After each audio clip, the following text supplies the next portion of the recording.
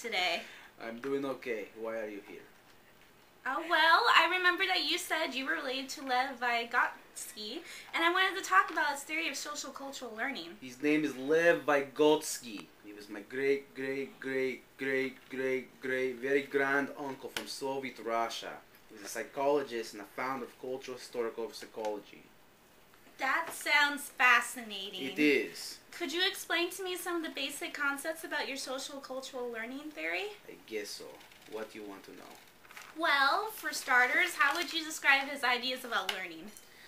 Vygotsky's sociocultural theory of human learning describes learning as a social process, and furthermore, social interaction plays a fundamental role in the development of cognition. That sounds really complicated. Could you explain that differently? Yes, let me make simple for you.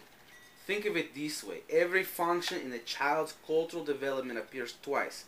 First on a social level and later on the individual level. So what you're saying is that when we're kids, our first learnings occurred while with others, and then we begin to think on our own. That's exactly what I'm saying, because my great-great-granduncle believed that all higher functions originate as actual relationships between the people.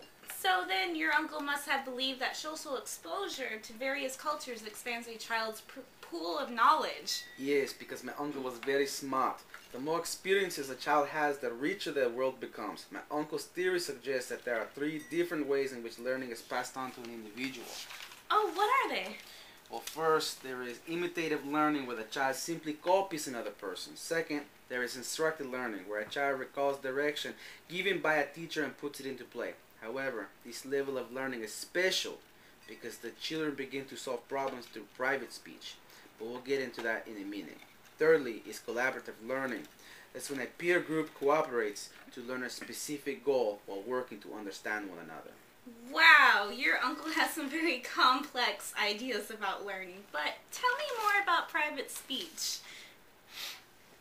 Children, especially toddlers and preschoolers, often speak aloud to themselves as they are trying to understand something. This self-talk helps them to work things out in their own mind.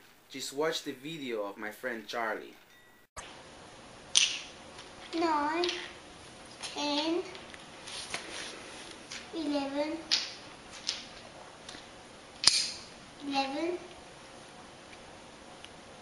16. Wow, Charlie really took his time. Does that mean that older kids and adults don't do it? Private speech lessens with age until it becomes all but non-existent. So you're saying that it's not that older children and adults don't have to talk things through, because we do. We just work things out silently in our heads. Yes, that is what I just said. But there is one more thing you should know. What's that? That when teachers teach, they need to get into the zone. Oh yeah, they need to be focused for sure. No, I said the zone. But the zone of proximal development, the ZPD. What's the ZPD? The ZPD described as a distance between the actual development level and the level of potential. What types of strategies can teachers or other educators use if they wish to employ the benefits of the ZPD? There's many, but one strategy that teachers use is scaffolding. I think I've heard of that before. I think that's when a teacher shows by an example how to solve a problem while controlling the learning environment, so that students can take things step by step without becoming too frustrated. Yes, that's correct. But it's time for me to run on the wheel so I can keep my girlish figure. Okay, thank you for your time, Abby. You really helped me to understand your uncle's theories. Next time, don't bother me unless you have food. Okay, I will. Bye.